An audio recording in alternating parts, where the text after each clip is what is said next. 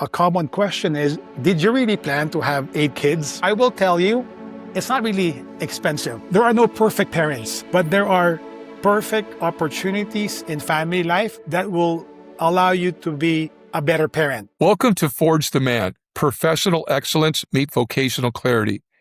Through the intercession of Mary, Mother of Fairest Love, and the teachings of Saint Jose Maria Escrivá, we help Catholic men sanctify their work and find their mission. The forge is hot and the hammer's ready. Let's get to work. Today I have a special guest. He lives in Southern California. He is a certified financial planner. His advisory team practice manages approximately $200 million in wealth. In addition to providing financial planning advice to households, he and his wife of 21 years, Joy, are busy raising a growing family with 8 children. They have 7 boys, and the youngest is a daughter, and their ages range from 4 to 19. Carlo, welcome. Hi, Paul. How are you? Good. Why don't you introduce yourself and maybe fill some gaps of things I didn't mention? Sure. So married 21 years to a very dynamic, tender mother. Her name is Joy. And we have 7 young, growing children. The oldest one is Lance, who just finished his first year of college at Cal State Long Beach. Second, Joaquin. He is a graduating senior high school. Then followed by Noah, who's an incoming senior. Then we get to the middle schoolers. Elias, who is 13. And my wife might correct me with the ages, but kind of pardon me. Then followed by Paulo, who is 12. Then Mateo, who's 11. We have Irish twins. And then the last 2, Santiago, who's 6.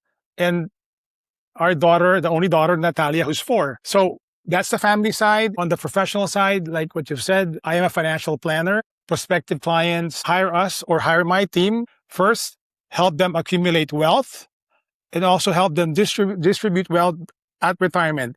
And in doing so, figure out the most tax-efficient way to bequeath wealth to the next generation.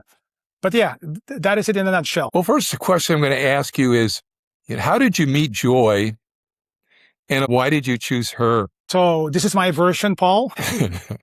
I was 30 then, and I was not actively searching for a partner in life. And a good friend of mine pulled me aside and asked me, hey, what's your goal in life, right? You're 30. I know you're enjoying bachelorhood, right? I was an avid cyclist. I competitively race on my mountain bike. And during those years, I was just busy enjoying life outdoors, right? And finally, it hit me, right? So when he asked me, hey, are you turning this into a professional career? I don't think you'll make money. And I knew I was not going to compete on a high level, but it was something that I enjoy. Besides cycling, I also enjoyed running. So more like outdoors, like healthy lifestyle. But ultimately, it kind of did hit on me, right? So it was back in 2005 when my mom was visiting the Philippines, right, for a couple of weeks. And she asked me if I want to join her just to kind of break away from, I was working then at the bank. And I said, sure, why not? So flew to the Philippines. I was there for 2 weeks. Lo and behold, everybody started to kind of set me up on blind dates, right?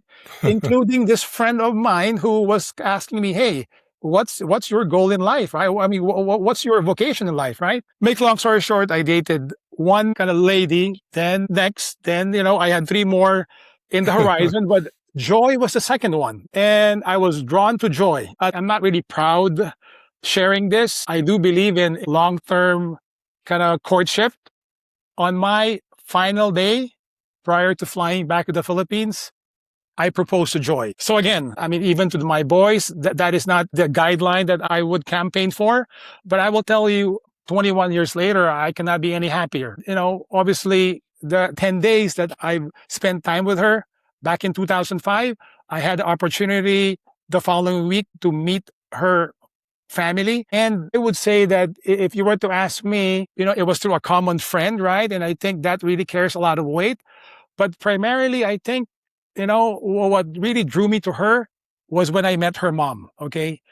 A priest, Father Paul, over the years, as a single person, he always suggested that when you start actively looking for a partner, observe the mother who raised that woman, right? Even though it was a short time, I could tell the tenderness, okay, the kindness, and the generosity that the mom espoused, right? I figure that me dealing with her mom, who is really advanced in her age, I'm hoping that, Joy will be a mother to our children the same way. So yeah. Yeah, that's awesome. I mean, you made the right decision. Okay, so today we hear a lot of people that are thinking of marriage, and then even if they do get married, are saying to themselves, hey, let's postpone having children. What would you say to that? Yeah. So we have 8 kids, right? So a common question is, did you really plan to have 8 kids, right? In the very beginning, there was no target number, right? We were intentional with the idea that with marriage comes the extension of new life, right? So obviously, we started with one, followed by another, then the third boy showed up, right? And at that point, being, in wealth management, I was relatively mindful of the cost, right? Of raising a family, right? So yeah, there was some planning involved. In the industry I am, when I started, I was not in the same capacity as a financial planner, but I did talk it out with my wife, and the idea that we were both open to new life was a good start. Okay. And I could imagine a lot of your listeners have that in mind, right? The idea of starting out. And, oftentimes I come across couples who want to delay starting a family because of the cost that's associated to it. Now, I will tell you that it's not really expensive, okay? And I know you're probably taken aback. What do you mean by it's not expensive? I mean, the reality is the basic CapEx, right? Capital expenditure is the essentials, right? Housing, food, and clothing, right? And out of the three, I think depends on where you live. It's the housing and the food that could be pricey, right? But then you add the extracurricular activities, right? Sports, right? Then that could really be more expensive. Sports, the planned kind of expensive vacations, right? But in my family, for instance, not all the kids are able to join a sport activity or join a club, right? Because of the idea that, hey, the budget does not permit that we have 3 kids doing sports this particular summer, right? Now, also, we really want to raise responsible, self-reliant, industrious children who, when they get to the fork in the road, they'll make the right choices, right? And guess what? You don't need to spend money, right? On them being productive citizens, right? Really what you need to spend on would be time, right? Your time with them. And again, this will get, we'll cover more what I mean by this, but so I think contrary to what everyone suspects, right, that raising a family, this dismissive idea of starting a family because of the cost. Now, I'll tell you, it is a journey, right? It is definitely hard work. But, so I do want to address, I mean, financially, it is not really expensive as long as you kind of break it down to the basics, right? I mean, of course, my wife would come home and tell me that, hey, Paulo's moms or friends are all doing sports, soccer. Paulo feels alone, right? Well, you know what, mom? Paulo has 4 other brothers. He wants soccer. We'll go to the park. We will play, right? And we'll make it competitive for him. So again, you just have to be resourceful, right? So again, I want to really address this notion that it is expensive. It is not expensive. Now, it will be expensive if a couple really wants to spoil themselves, all right? So one of the demands of being a parent is completely forgetting about yourself. I mean, and I don't mean that in the extreme, right? That you completely neglect, a good example would be, Joy calls me up and she goes, hey, I really like to buy this top. It's a little bit pricey. Do you think we have a budget for that? And even though I know that, it will be tight that month, I tell her, go for it, right? After all, you're the mother of 8. Go, you could splurge. And she hardly does this, right? So that afternoon, she comes home. The kids were already in bed. And then, she loves to kind of show me what she got for herself. So she showed it to me. And, I saw the bag and it was a Target bag, not the Nordstrom bag that she was at that morning, right? The store. So I said, hey, what happened to the one that you wanted to buy? Well, you know what? It was too much. I was thinking about the kids or the cost and all that. And then guess what? And I got this at Target. It's a third of the price, and I was able to get stuff for the boys. So I think the parents have to be also intentional about how to make it work, right? And again, at the end of the day, if we are all embracing the theme that we want to raise children with character, responsible kids, who respect other people, productive citizens, it's not really expensive, Paul. Yeah, I think what you're trying to say is that if you chase after luxuries or material possessions or those trips, yeah, it becomes expensive. But if you both have faith and are willing to make sacrifices, you're going to get a lot more joy out of that. And I like the idea with your boys all playing.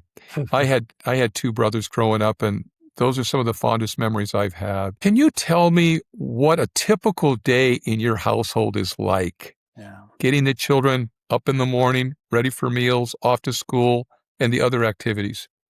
So I am an early riser. I'm up at 5. Monday, Wednesdays, and Fridays, I make best effort to hop onto my stationary bike at 5 o'clock and just exercise for half an hour. Those are the ideal times of the day where everybody's asleep. So I'm done by 5:45, get everyone ready for breakfast. Joy and I split in the morning in terms of dropping off kids. Now that we have 3 drivers, the 3 older ones, they help us out also navigate with the drop-off of the siblings or the children. This year, I'm in charge of Mateo, okay, who's a 5th grader, okay? So Mateo rides with me. We leave the house after breakfast. Obviously, you have to navigate through the challenge of making sure that everybody's up and about and everybody's leaving on time. Mateo is number 6. So the 2 older brothers, they're now middle schoolers. They go with Joy. But every time they ride with me, and Joy doesn't do this, and I'm perfectly fine, we pray the rosary, okay? It's a good 20-minute drive, so might as well. And to the point where, the minute Mateo sits in the car, he starts reciting the Apostles' Creed. So we do that. I drop him off, right? His school starts at 7:45, drop him off. We get there 7:40. And I have the allowance to attend Mass in the morning before heading to work. So I attend Mass 8 o'clock at the local church, right? I spend time there, half an hour really quick, and then I head to work. I don't see clients until 10 o'clock, and that goes till 4 o'clock. 10 to 4 is dedicated to work. And then as I wrap up my day, I head back. That's the morning. So I will tell you that the mother of 8, Joy, ensures that everybody is on a schedule, okay? She is good at texting everyone about everyone's schedule. The 3 older boys have their after school activities. Mateo is doing basketball, and 2 of them also work. So sometimes, as much as we have this coordinated, there's a good likelihood that 2 or 3 days out of the week, there's a curveball where someone needs to make adjustments, okay? So now by 5:30, everyone should be kind of home. So everyone, gives everyone time to settle in. Dinner starts at around 6:30. Everybody sits down for dinner, prepares. Everyone has their tasks, setting the table, filling up the water jar, the glasses, and then everybody sits down. We really make our best effort. There are times that we're missing 1 or 2 because they're working, like the older kids, but this is a moment where everyone is able to find peace in the company of your family members, right? So we sit down, we conduct this kind of family practice of going around the table. It's kind of like sharing.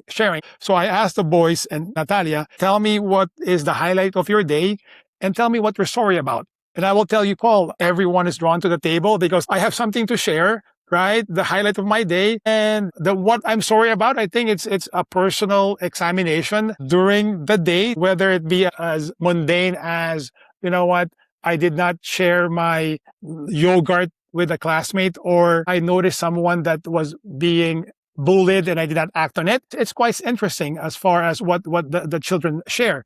So we wrap up dinner, put everything away. They have 30 minutes to kind of just relax and then do your homework. Okay. So by that time, it's 7:30. They're doing their homework.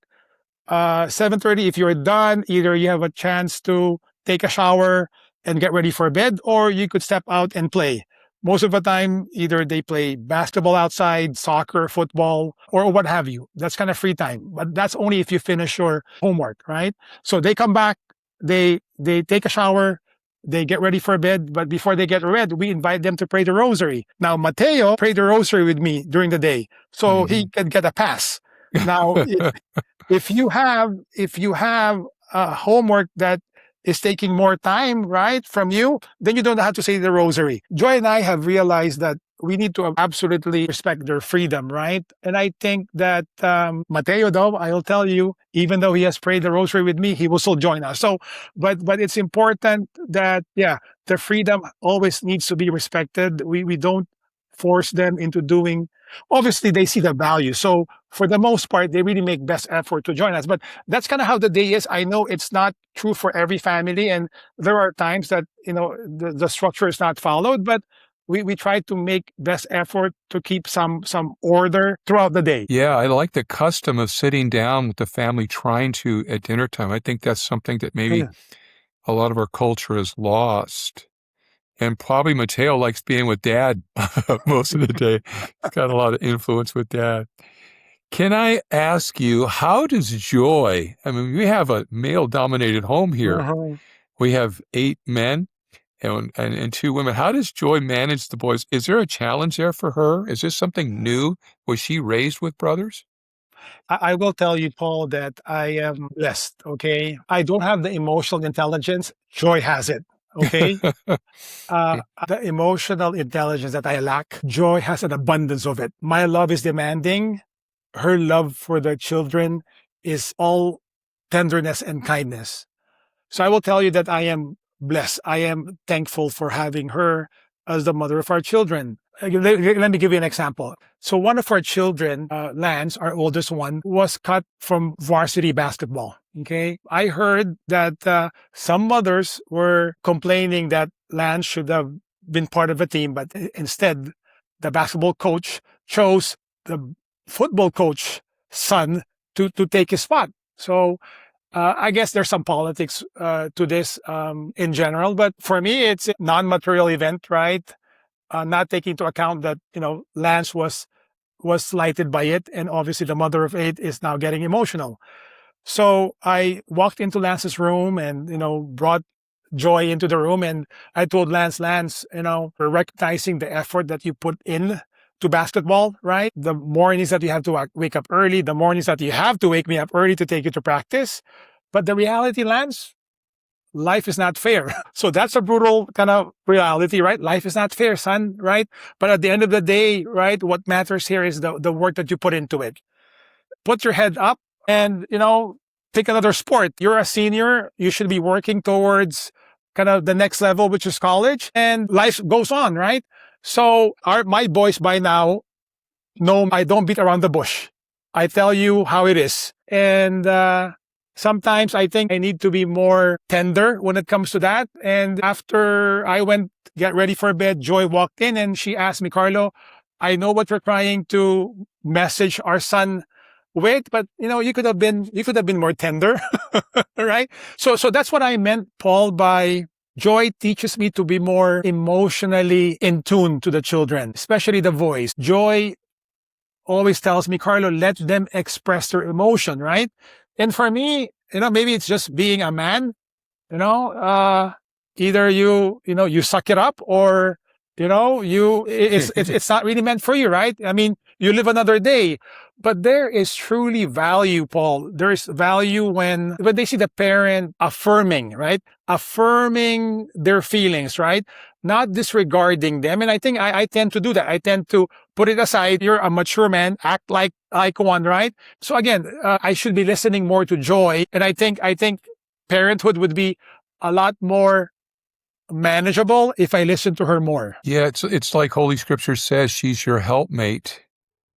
And I think a wife can be a great asset to the husband if he's humble enough to listen to her.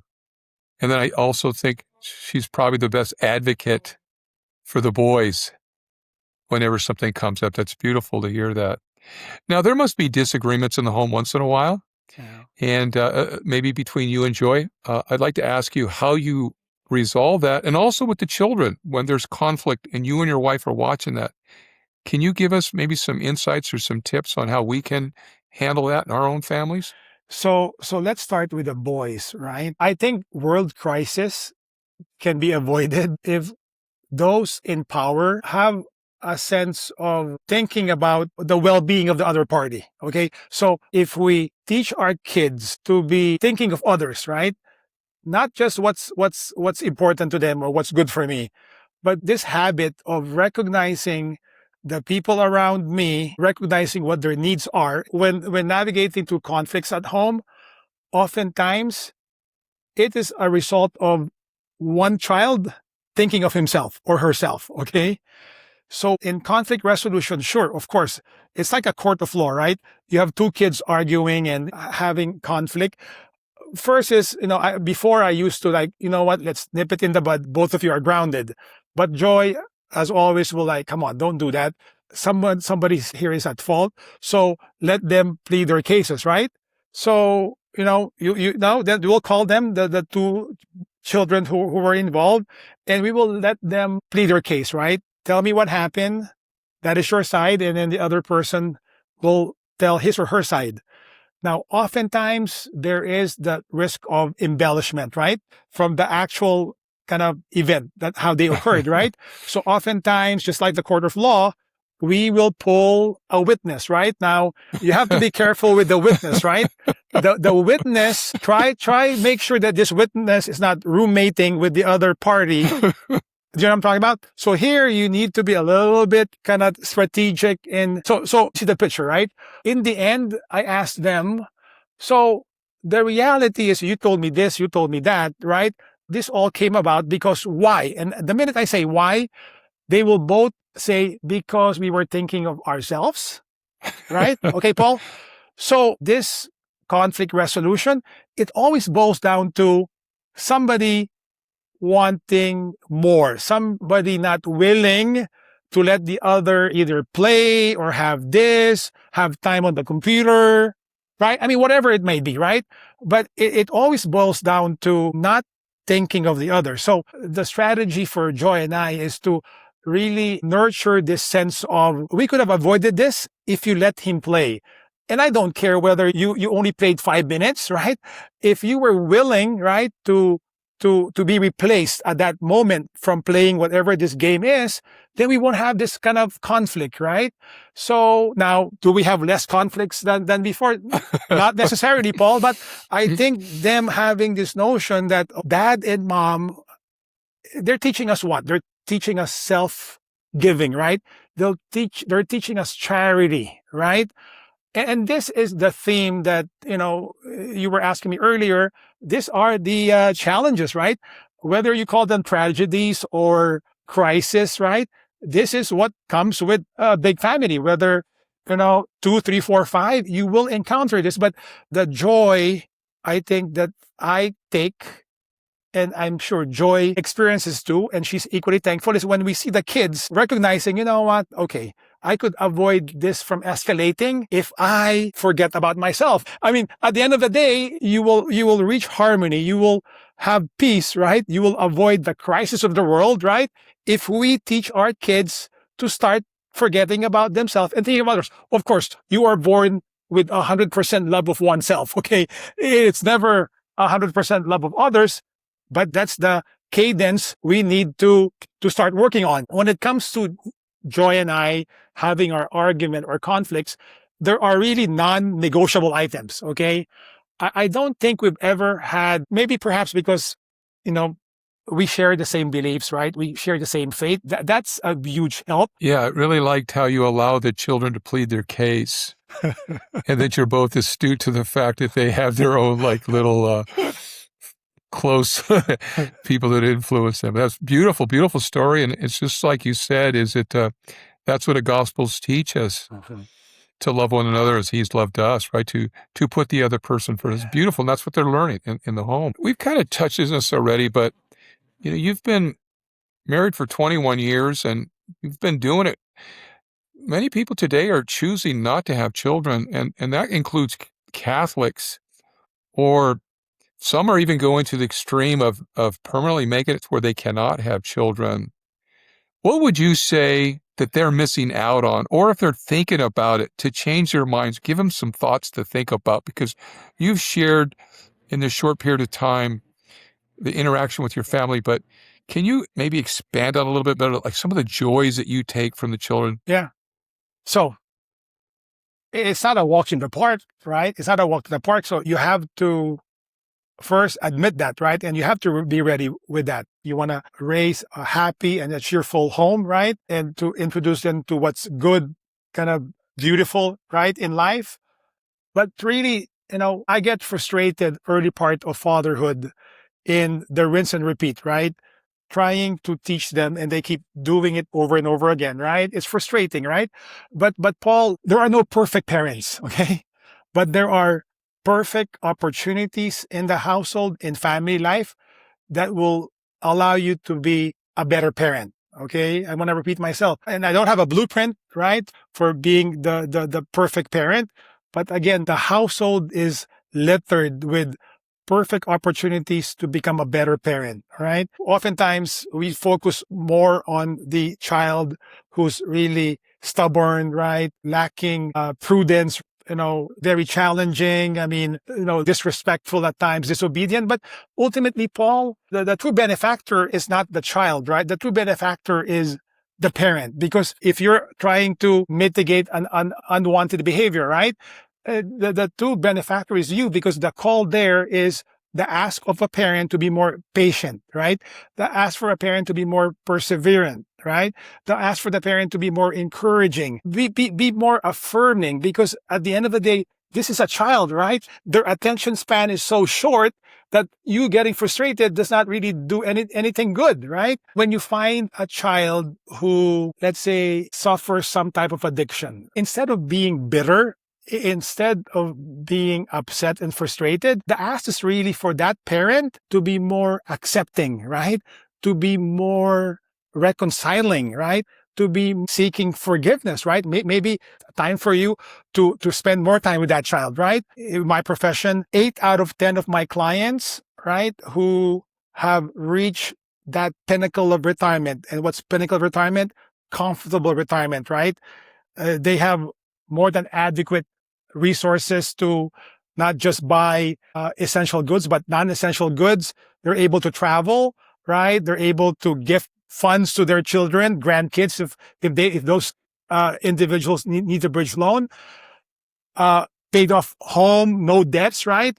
8 out of 10 of them have this common recurring pain, all right? Even though they've reached that golden years where everything is comfortable financially, it's really finding a child living with the wrong partner, finding a child separated from the church, right? Now these crises, you could call them crises. These crises should be embraced.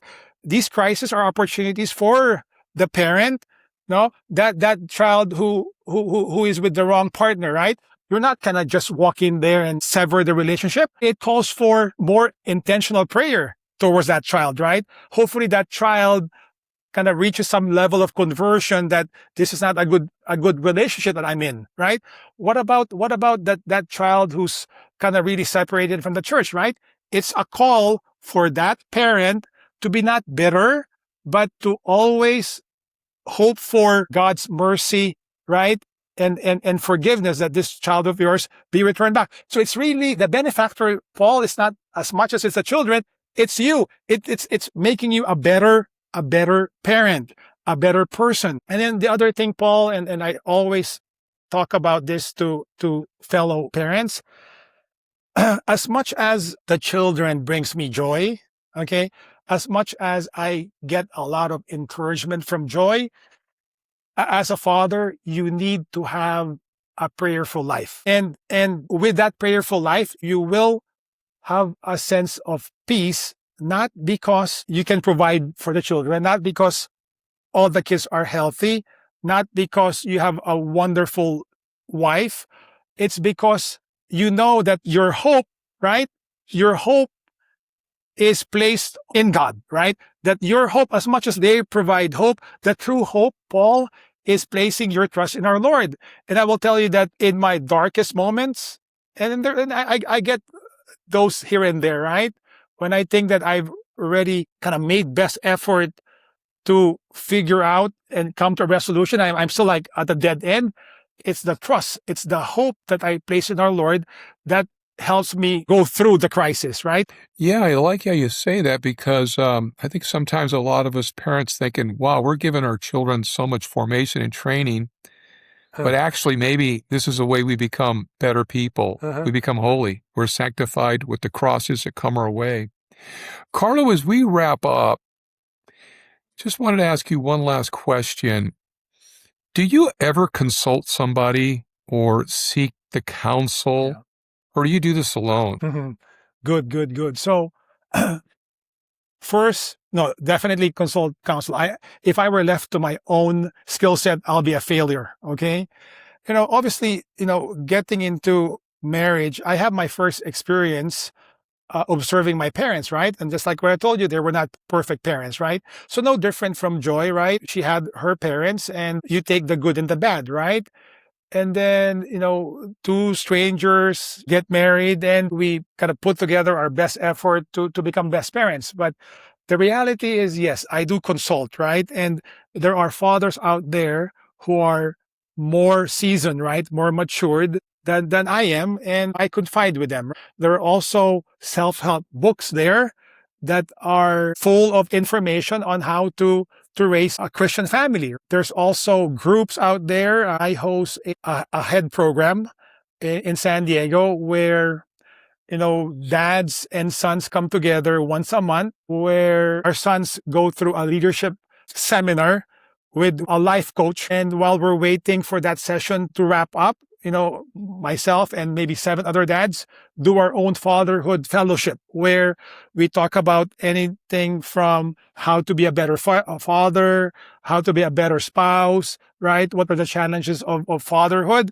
And with that fellowship, it kind of invigorates, right? It helps us kind of, sometimes we do case studies, our own experience with our children. It is very encouraging. It leaves a lot of takeaways. And I think it's a good avenue for us to become better parents, better dads. Well, Carl, I want to thank you for your time today, your words of wisdom. We really appreciate it. Thank you for joining us in the Forge today. Discernment isn't a one-time event. It's a daily yes to God's providence. As you navigate your professional growth this week, pray for the courage to follow where He leads. May Mary, Mother of fairest love, be your guide and your protector in the middle of the world.